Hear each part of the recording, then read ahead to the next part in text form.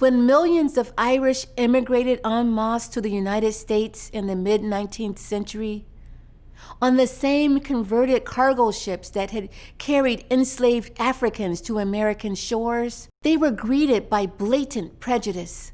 Signs that proclaimed, "No Irish need apply," were accompanied by simian images of Celtic ape men with sloping foreheads and monstrous faces. But they were able, over time, to leave those ugly caricatures behind and become white.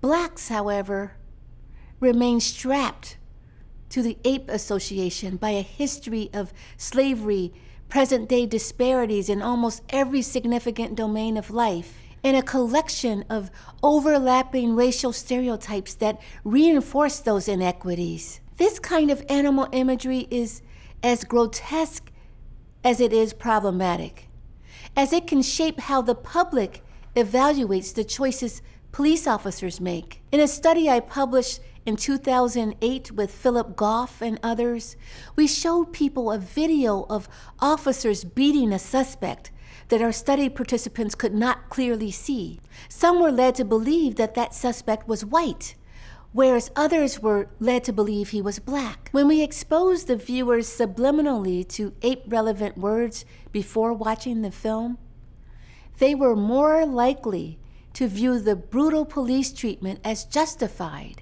but only if they believed the suspect was black. Primed subliminally by words like baboon, gorilla, and chimpanzee, they were more likely to believe that the black suspect's behavior made that kind of police violence necessary, that he deserved the beating he received.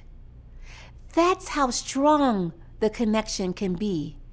Even when we don't feel it or see it, it can operate on us. The years spent presenting this research left me disheartened and weary. There is something destabilizing about having to accept that your tribe is seen as a permanent outlier in your country's collective consciousness. And yet, eventually, I came to realize that I wasn't bound to that misery.